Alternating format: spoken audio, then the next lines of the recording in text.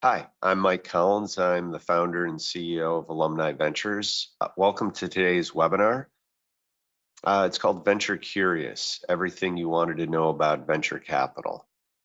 This is basically the conversation that I give to family members or friends or acquaintances who want to learn a little bit about venture capital and how it works. It is a bit obscure as an industry. I think it is not that complicated in many ways, and hopefully I demystify it a little bit for you folks today. So let's get going. Okay, so regulated industry, let me do some disclosures. Today we're going to talk about the venture capital industry, Alumni Ventures, my personal views. This isn't an offer to buy or sell securities. Those things are pursuant to formal legal documents and disclosures. So we're here to learn today. Next slide. So I hope to just give you a very brief, very dense, what venture capital is, how it works, why it might appeal to you or not, and hopefully a bit of context and insider behind the curtains view of somebody who's been doing it a long time about what's important and what's not, and the right way to think about it. So hopefully you'll share that. So yeah, my background. I grew up, my parents were teachers. I grew up in Madison, Wisconsin, a great city. Came east to go to Dartmouth and Harvard Business School. By coincidence and luck and serendipity, I kind of fell into venture capital as my first job in Boston with a firm called TA Associates way back in 1986. So I've seen a lot. I've been really a person that's kind of loved the space of innovation, entrepreneurship, venture capital, kind of that Venn diagram. And like a lot of people, I kind of hop between entrepreneur, investor, startup person, board member. I love the space, and I've had most of the roles within it. And it's really, lucky enough to have discovered kind of my true calling pretty early, and just love what I do. Yeah, I always, if you're a venture capitalist, one of the things we'll talk about today is the power law. And, with literally hundreds of investments and opportunities and startups, my 35-year career, all of my wealth has really come down to making a handful of investments. And these are just a few of the ones that I was fortunate enough to get in early. So we'll talk a little bit about the space and how to think about it. I started this company, Alumni Ventures, back in kind of 2013, 2014. Like a lot of good startups, it came from a personal observation and pain point, which is when I was not directly in the venture capital world, I didn't feel I had access to good venture deals. And I've always felt from very early days that having an appropriate allocation to this asset class just made a lot of sense, but only if you can kind of do it the right way. And so I really set out against a lot of advice and a lot of conventional wisdom and a lot of naysayers to try to bring smart, simple, value creating venture capital to retail investors, and have been working on that 100% basically for the last decade. So we've been pretty successful. Next slide. So we are Alumni Ventures, or AV. We've become one of the most active venture capital firms in the world. typically ranked, 1 to 5 in any quarter or for any year over the last few years. We've built this amazing strategy to co-invest alongside other top venture capital firms. We have a 50-person team focused on our Office of Investing and our investment teams that get up every day to access what we think are really top deals. We believe we're really the best solution for the retail investor in most cases for this asset class. We've built a huge community, over 10,000 individual investors, a portfolio of over 1,000 companies. We've won a bunch of awards, including, founder friendly. So we try to add value to our portfolio companies. And I think we've created a really great program for people, regardless of where they are in their venture capital journey. And we've got approaches that will work well for kind of the experienced people. We have some of our customers who are running funds.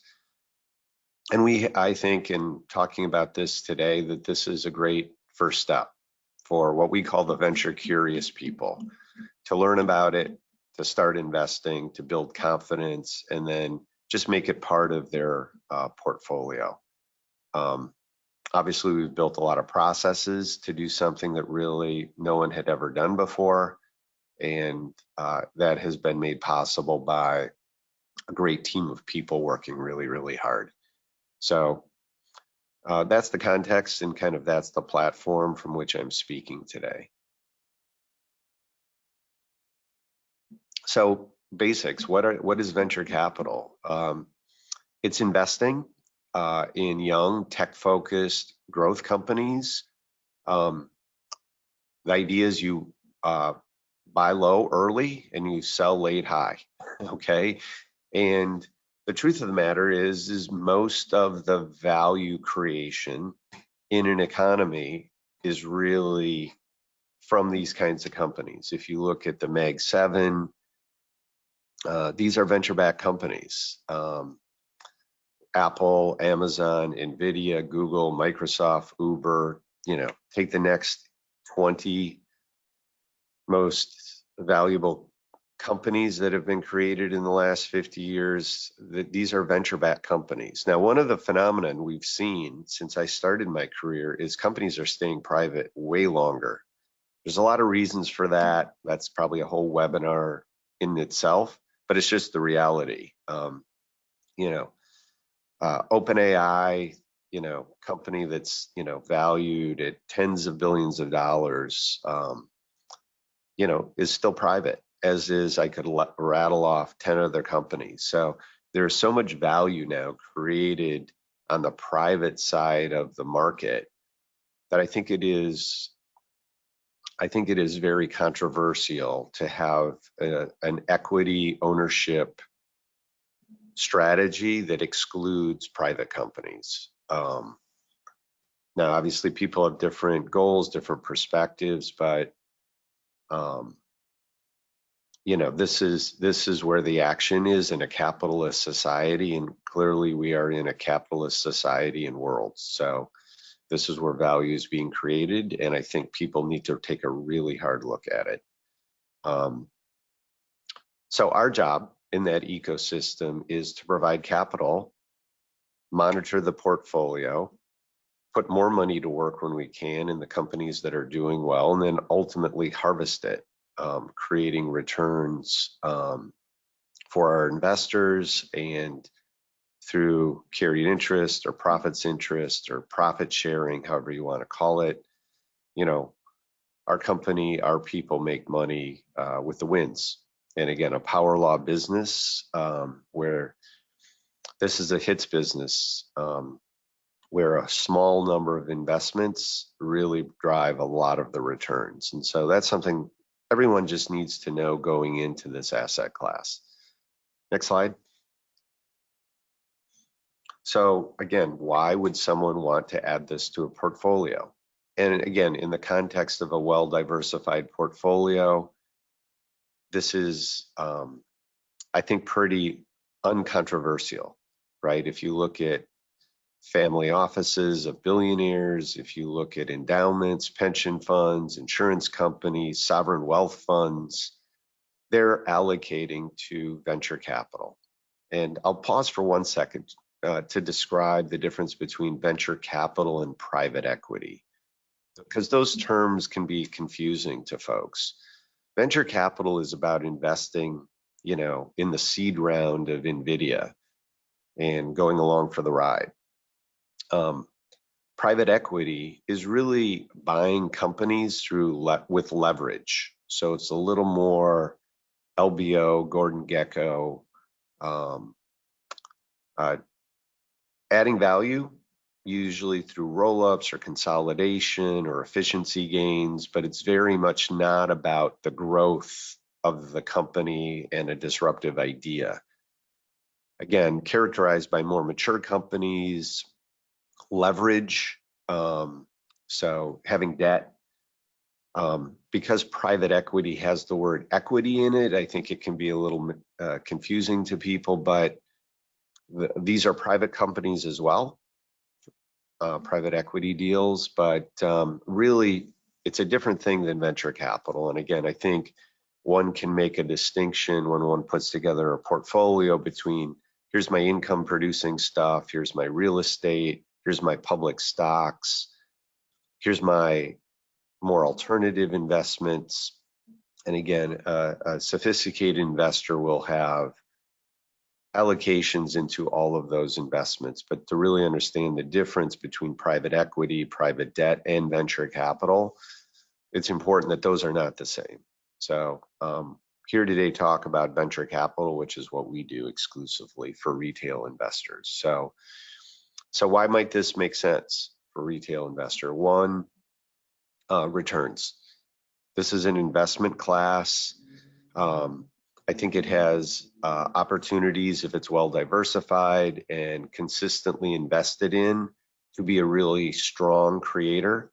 Venture capital is risky, it is illiquid, and it is long-term.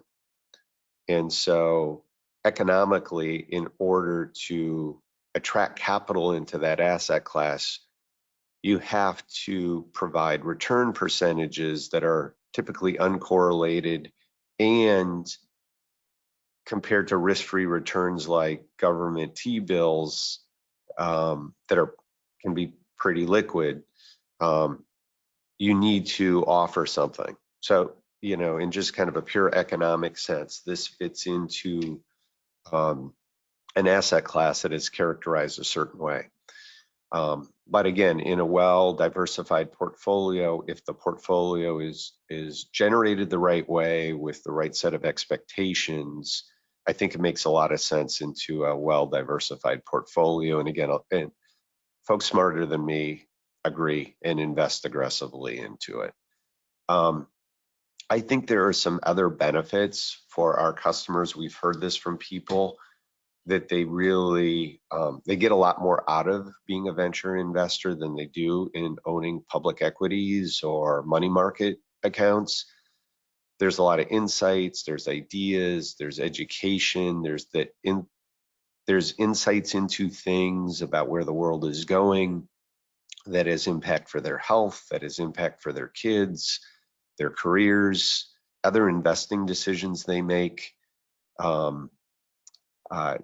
There is a lot of that can really impact your life, not just your wealth.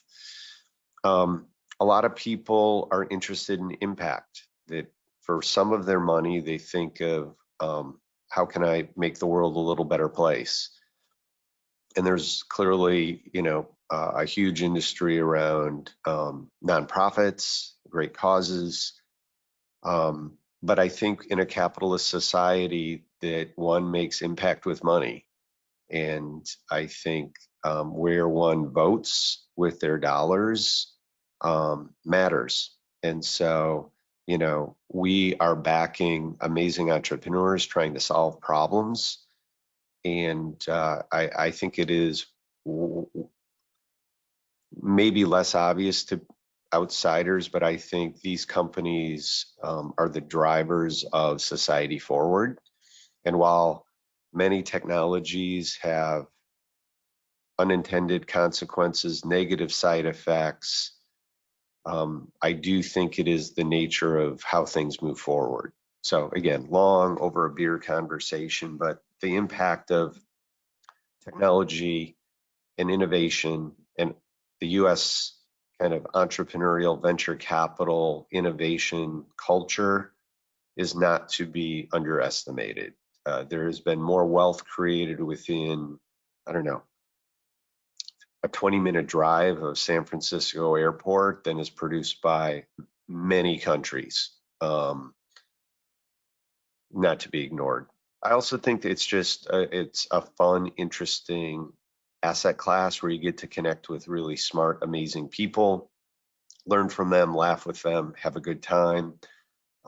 If you frame it correctly, venture capital, despite the enormous failure rate of some of these companies, these are amazing people trying to do amazing things, and it's fun to be a builder. Okay, next slide.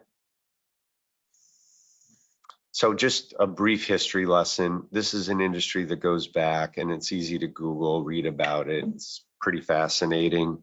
Started out, in the 50s and 60s, again, kind of a slow start, very spotty, related to, family offices in Boston and some things going on in Silicon Valley, which were really the two hubs of it.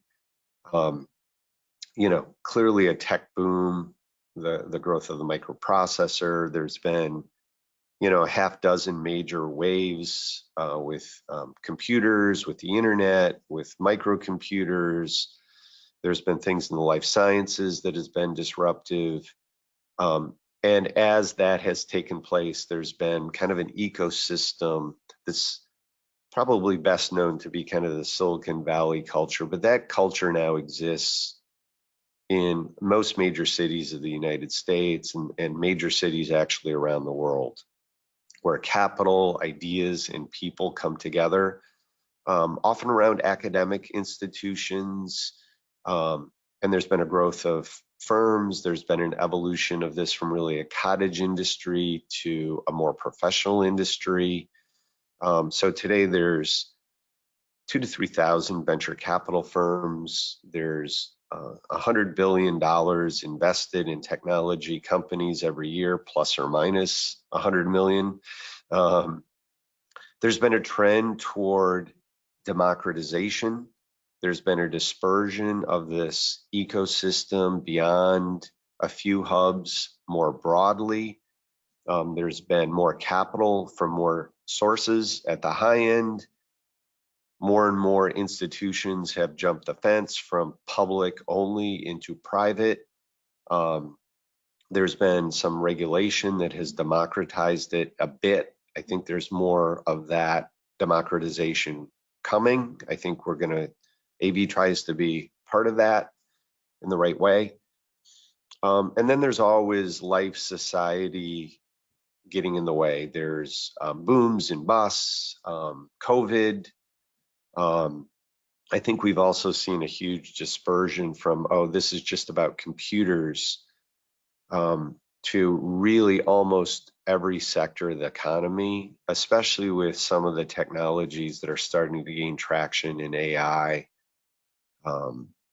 robotics, biotech, life sciences, energy. That is really innovation is disrupting industry after industry, and I think it's going to accelerate. I think the next decade is going to see huge transformation in jobs, industry, value creation, disruption, winners and losers. But overall, the technology tsunami is continuing. And so there's been dispersion in how many industries and lives it's touching. And I think we're in some things that are frankly over the next 5-10 years kind of on geometric change progressions. So that's my 2 minutes on the history of VC. And oh, by the way, I see, we have questions coming into the chat. That's encouraged. Keep it up. We'll answer some of those toward the end, and then we won't get to them all, but we'll do others in kind of follow up. So what do venture capitalists do? Big part of the job as a venture capitalist is to source deals. Again, could talk hours about best practices here, but it's like, how do you get access to the next Uber or Airbnb or OpenAI? It's through networking, it's pitch events, it's referrals. It really is a connections business. It takes a lot of work. It takes a lot of kissing frogs. It's a lot of people getting up every day and doing this.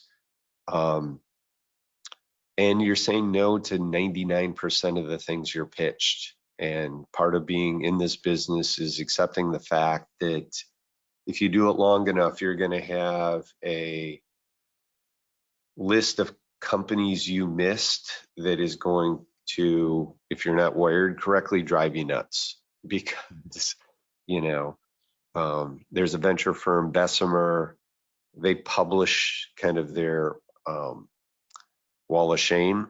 And, it's basically, $5 to $10 trillion of market cap that they passed on.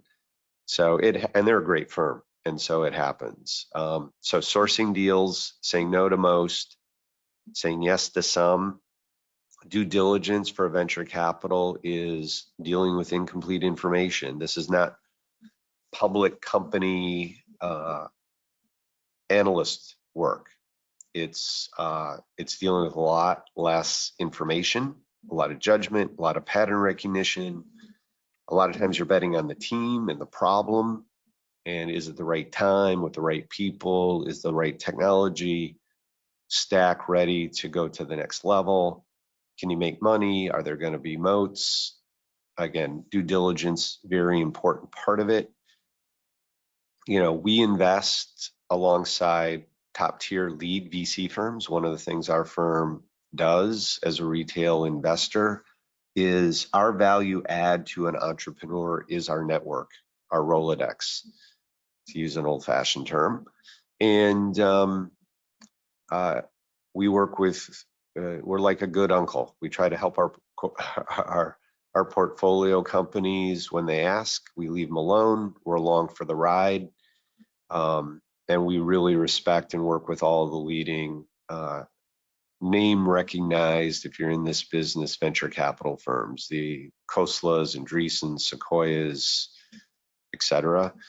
And we are a small co-investor in that round of financing where we invest on the same terms and conditions. We try to add value and be helpful. And then with the companies that are doing well, we try to put more money to work. So monitoring your portfolio, again, kind of a core job of a VC. We have very large portfolios. We take small positions in a lot of companies.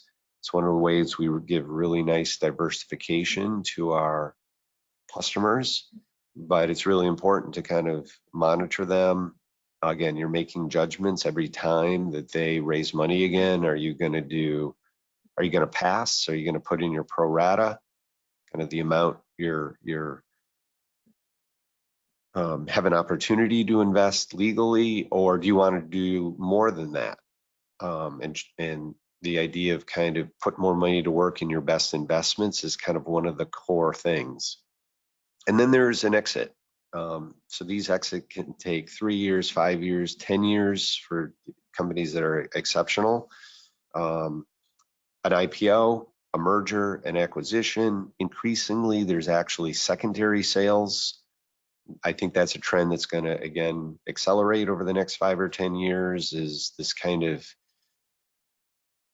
hard line between private and public, I think becomes less. And I think there's going to be great opportunities for firms like us to take chips off the table along the way before kind of a big splashy exit, which was historically been the model.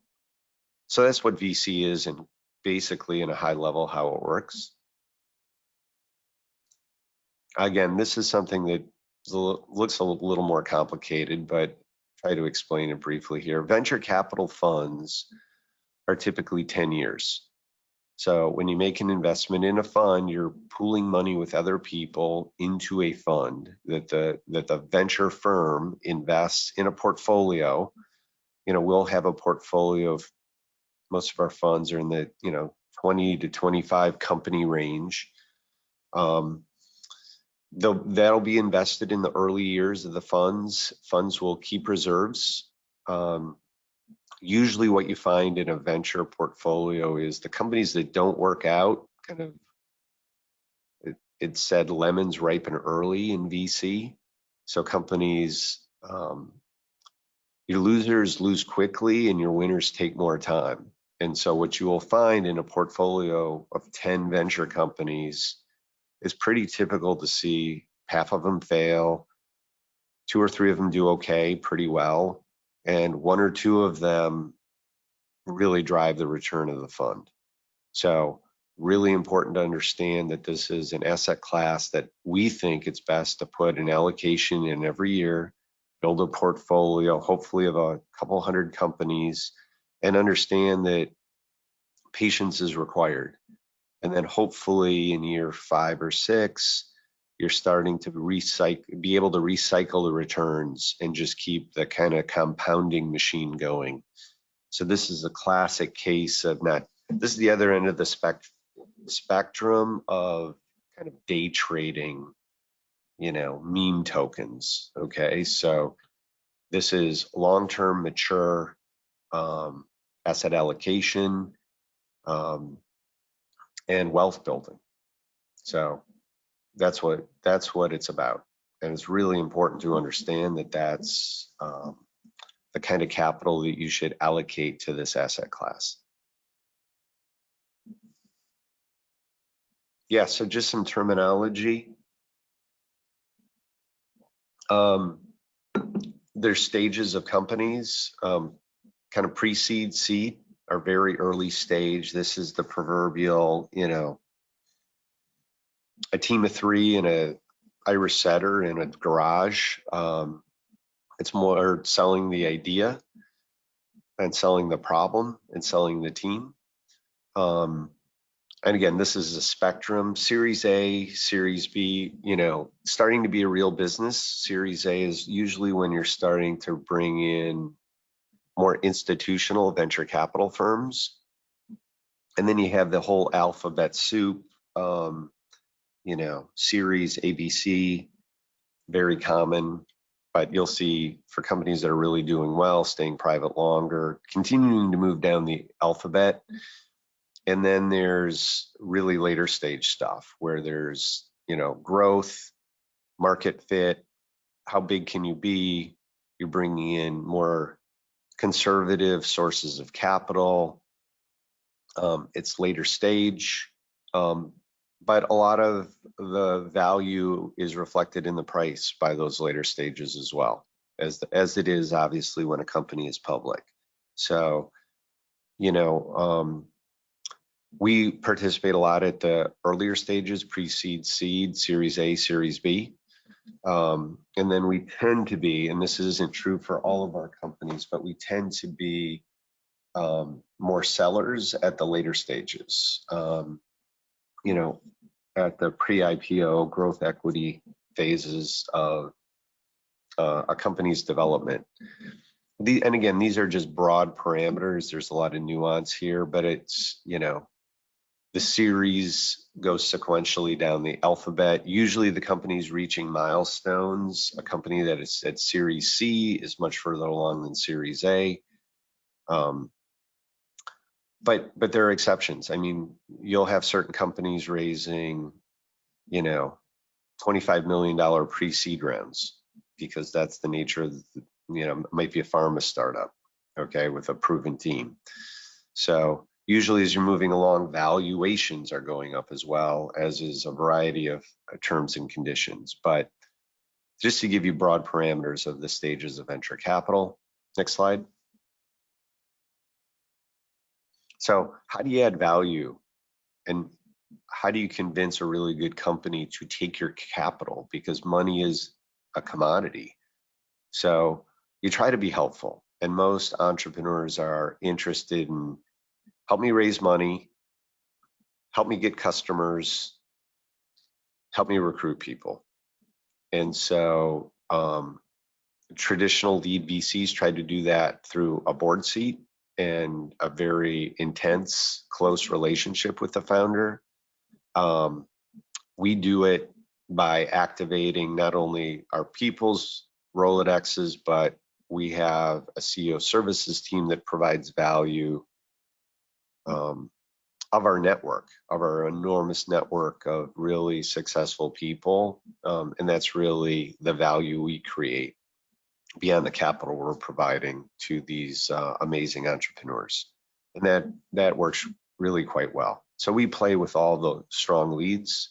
I think we have a great reputation as a really strong co-investor that adds disproportionate value to the check size we write. But that's what entrepreneurs want, and that's how they're picking. Listen, bad companies will take money from wherever.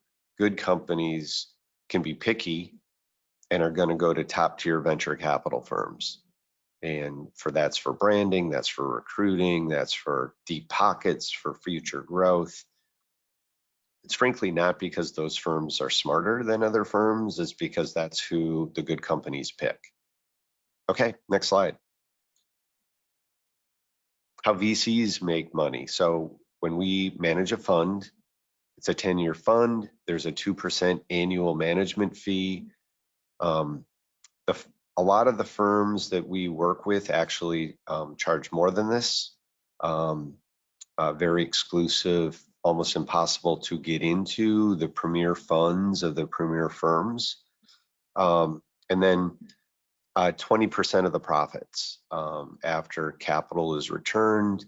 Again, you'll find firms, 2 and 20 is kind of, you'll hear that term a lot in the venture industry. So I would still call that kind of the top of the bell curve.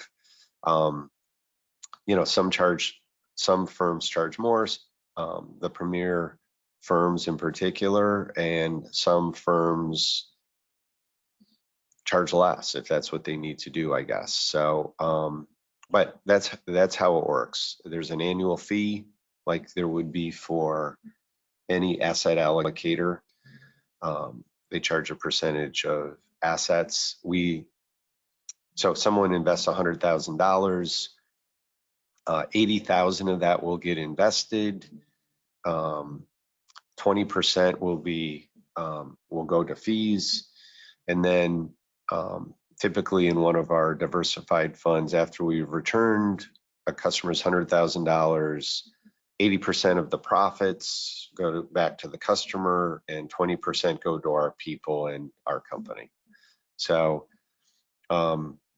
just a heads up for people that are talking to other people, there's a couple of things that some people, there can be fee stacking. So there can sometimes be a broker or a company or an intermediary between the venture capital firm and the retail customer. So they're charging their percentage plus what the venture capital firm is charging. And there can be soft charges, meaning, we're going to charge for other costs that we have in setting up a fund. Again, there's no fee stacking in our case because we're just doing the same deal that, Benchmark is doing or USV. And, retail funds don't have soft charges. So, it's 2 and 20 kind of down the middle of the fairway is what we charge. So that's kind of how the venture capital pricing model works. Okay, next slide. So we're designed from the ground up for accredited investors. Most venture capital firms raise money from family offices, super high net worth individuals, pension funds, insurance companies, sovereign wealth funds. We designed what we do to give diversified top tier venture portfolios to our investors with pretty low minimums, more transparency, a lot more education and service. So again, my challenge, and this I guess could come off a little snarky when I talk to a retail investor who says, "Oh yeah, I've got venture capital," because they've done 4 deals that their accountant sent over. I said, "Show me your portfolio. I'll show you ours. Let's compare." And I believe what we provide is really remarkable for a relatively low minimum kind of annual allocation. We've worked really hard to get access to an amazing portfolio of companies and getting people their K1s and all the things that go into being a good service provider for this asset. We're not perfect, takes a while to build these kinds of things, but we're really proud of what we've done. I've mentioned again that we're diversified. We invest across sector, stage, geography, lead investor. We really look at the deal itself, doing our own due diligence. But at the end of the day, we're always looking for a really strong lead investor. But we also emphasize education, good content, community. We run events. We share our investment ideas. We have a good customer service organization to try to get questions answered. We have people, willing to hop on a call. We like to put together plans that are longer term with our customers. And at the end of the day, our secret sauce is our community. Everybody, when I started the business, said, "Oh, why would you want to deal with a heart surgeon in Des Moines?" I get that they're super smart, they're successful, but they're going to be a pain in the ass. We actually view our community, we love the heart surgeon in Des Moines, and they help us source, they help us evaluate deals, they're a source of capital, they help add value to our portfolio companies, and we do that in a way that doesn't really bother them. They're able to kind of opt in, and so it's really value creating and a win for everybody. So that's us. Okay, so again, I'm going to put on what I would say to family and friends. Here's how you want to think about venture investing. You want to diversify. A portfolio of 3 companies is not enough. That's gambling. Portfolio of 50, 100, 200 companies, all the numbers will show you that your expected return is going to be much better. You do not want to time markets. You want an annual allocation. That's a form of like the core idea of dollar cost averaging, dollar cost selling. Again, our core foundational portfolios are diversified by sector, stage, geography, lead investor. We encourage people to have that in mind as they build their own portfolio with us. We obviously offer some focus funds around. We have a seed fund, we have a women's fund, we have a strategic tech fund, we have a health tech fund. We view those as really good complements to building a large diversified portfolio, and we let our investors have access to some of our deals. So you can pick individual companies that really resonate with you, or you find compelling and want to support, or think that this is a potential big idea and you want to put some more money to work. That's great.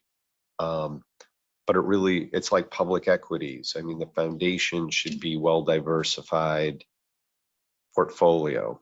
And then you can complement that with some other things. I'm a big believer, as I've mentioned, in a flight to quality in this industry. It's common sense, I think. If you're running a really great company, you're not going to go to a Mickey Mouse venture capital firm to be your lead. And so you see strong correlation over time between, a couple hundred firms and certain people within those firms and the best companies.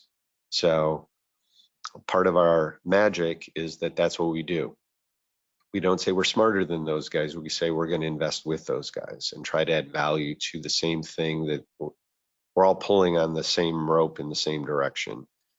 And I think that this is something you want to view the right way. You want the right size allocation. This is for people who are curious and want to stay informed and want to learn. And, obviously that this is something we take care of. You don't have to pick deals. But to the extent you want to be curious, learn, stay engaged, I think you get more out of it. So 3 thoughts. Next slide. So again, we could show another slide of a company that we were convinced was a home run and turned out to be a failure. But I think it's really important in a fair read of this industry is that when you have a win, it can, one, take a while, and 2, it can be spectacular and changing. So just here's one that's not an AV portfolio company. Airbnb started in 2008, 2009. Were really kind of, a typical startup. They raised money by they sold some cereal to raise some cash real quick. It's kind of a side hustle. Really kind of bopped around for, 5 or 6 years. Explosive growth, went public. People made, an enormous amount of money. They had a downtime during COVID, and are back. So, this is the story of innovation and entrepreneurship on something that has worked, but it's not overnight. It's not easy. It's not a straight line. And, this is what one has to be prepared for. Now, I think one of the nice things for an investor here is you don't have to make decisions along the way. Your money's locked up. You can't panic sell. You can't FOMO buy. We invest in great companies. We go along for the ride and harvest them when it's harvest time. So I think one of the reasons this asset class does well is it keeps people from doing dumb stuff, which is human, but it is what happens in markets. So the nature of the beast. So how do I get this, for people that says, this is something I'm ready to take the next step. I think there's a lot of ways to get educated. We try to be as transparent as possible about what this is and how it works. Obviously, there's great AI tools that you can use to kind of get educated on questions that you might have on specific things. The real decision is what's the right allocation for me. I think one should think about a 5-year allocation, whether that's $100,000 a year or $25,000 a year, or whatever it is, you want to pick a number that you're going to stick with. Start small, build a portfolio, learn a lot, work with people you like and find interesting and knowledgeable, and go along for the journey. I think this is something that is a great match for retirement accounts because it is long-term. I think this is money for the part of your portfolio that is a little bit more speculative. Maybe there is some rebalancing that one wants to do. One's had a few wins in a few areas, and now it's time to kind of replant seeds for the next wave. That's how one really builds wealth over time and across generations. Next slide. So yeah, just a little, who are AV's customers? So today's is really about the venture curious, people looking to learn the basics of venture capital. people move beyond that stage at different paces, and they usually end up in one of several other buckets. So there's definitely a part of our customer base that is really trophy hunters or treasure hunters. These are people that are like, hey, this is the risk, this is my risk portfolio. I want to swing for the fences. I want to balance out the tried and true but boring part of my portfolio, and I'm going to use it to have fun and learn and place bets. And I want to have a little bit in a fund, but I want to participate in AV syndications and pick some deals, and I want to go into the funds like our AV's blockchain fund that is, maybe more alpha. Then you have asset allocators and collectors, and they're really thinking about this in a very rational way of, I want this asset covered. I'm going to be diversified.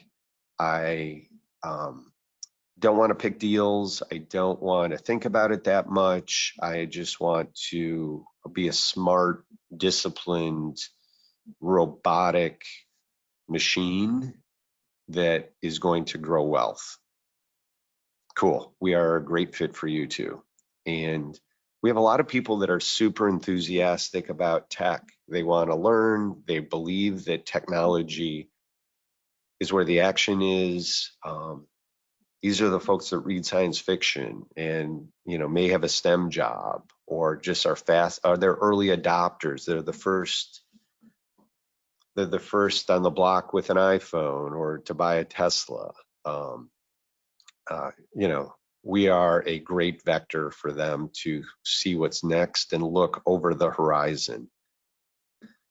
And then frankly, a lot of our customers are people who have been just really successful. They've made their, FU money, and they're thinking about how do I give back? How do I set things up for the next generation? How can I pay it forward? People help me along the way. I want to give to another entrepreneur that's, eating ramen noodles and trying to build something. Those are the personalities that we work with, and we love them all, and we've got good products for all of them. So, you may know which of these you are today, or you may discover it over time in working with us. All good. Okay, next slide. Getting close to the end here. Yeah, so I've been a little long-winded, but hopefully delivered some information. Let me just tackle a couple of questions here. So how do you get into the best deals? I talked about this one a little bit. That this is one that is really about being very clear about who you are. We're not a lead investor, but we can be really helpful when you need help in recruiting people. You want to get introduction. You're coming to New York, you want introductions for companies that can lead my A round. We've got a really good network, and that is enormously valuable. And the testimonials to our entrepreneurs are great. We also have a huge portfolio. So, we have dinners and virtual meetings where, we get 10 of our portfolio companies together to just talk about what's on their mind. It is a lonely job. So it's basically you have to add value to a company beyond the money that you provide, because that is really a commodity for a good venture. Not that it's easy to raise money, but the best companies have access to it. So the real competition happens between leads, and we've been in lots of cases where firm A, firm B battle it out, and we're going to be the co-investor with either one because they're both tier one firms. So we're able to get into the deals we want at a very high rate. Not always, but we have a good reputation, and obviously, if you are an entrepreneur, what we say makes a lot of sense, right? should I make one big investment or smaller investments over time? I think you want to not time markets. There are good vintages and bad vintages in venture capital, and you want to think about this as an annual allocation where when money flows back to you, we send money back in yellow envelopes, so we have a nickname for that. Reinvest your yellow envelopes, right? So, but one big check, and if you're going to wait a long time to do it again, I think that is a very long cycle in our industry. So it's much better to chop it up into pieces and just consistently go at it. I mean, I will, our family office does it. We invest in venture funds every year on an annual cycle. We reinvest the gains and watch it compound over time. How do returns and payouts work? Yeah, so it's one check in, many checks back. So when we have an exit, we send it back to our investors right away. We send K1s out in the springtime. Again, this is something that if you're going to roll your own in this space, it's really, really tricky because you're going to have to personally go track down K1s from all these companies. Because you're in an AV fund, you're going to get one K1 from our funds. So we do that. And then if the exit is especially large, we'll do a special distribution. Otherwise, we just kind of, if we're getting little ones, we kind of send them out on a quarterly basis. So that's how that works. Pretty simple. Do you guys hold reserves for follow-ons? Yes, absolutely. So we typically deploy our funds primarily over the first year or so. We keep reserves that, we'll invest in years kind of 2 through 5, typically. Again, this is the idea of, in the venture industry, is basically chase your winners, but it's, you don't know they're winners for sure, but you're making assumptions about, I want to put more money to work in this opportunity. So you make money in this business by getting into a great company early and then put more money to work in the ones that are really getting traction. And then be patient. Yeah, all right. So there's other questions. We'll try to get to them. I hope I've created some value for you today. We hope you consider venture capital. Know what you're getting into, eyes wide open, enjoy the journey, invest with good people. And if you want to talk to us, we have people that this is what they do. They talk, they explain. We try to get you the thinking about it the right way. If you become an investor, we have really a great onboarding program. There's lots of good materials to learn. A really good starting place for the venture curious is what we call our foundation fund. We have alumni funds at a bunch of fancy schools. So if you went to one of those schools, that makes sense. Those are all kind of core foundational diversified funds with the added benefit of you get to do it with classmates, which is fun. Our first fund was Green D1, which from like 2015 for Dartmouth alums. And so we're now, I think, on like Green D10 or 11, run by Laura, one of our great MPs. But yeah, if you didn't go to one of these schools or you'd just rather do it this way, this is the one kind of we manage kind of in the Office of Investing. So it's basically a diversified fund with deals sourced by all of our teams. So there'll be a deal sourced by our Stanford fund and our Northwestern fund and 2 from our Harvard fund, early stage, late stage, East Coast, West Coast, and in between. It's a good foundational fund. That's a really great place to start. Okay. Next slide. Is there a next slide? That's it. So appreciate everybody today taking an hour. Hopefully it was dense, and we'd love to talk to you. So thanks for your time today. Be well.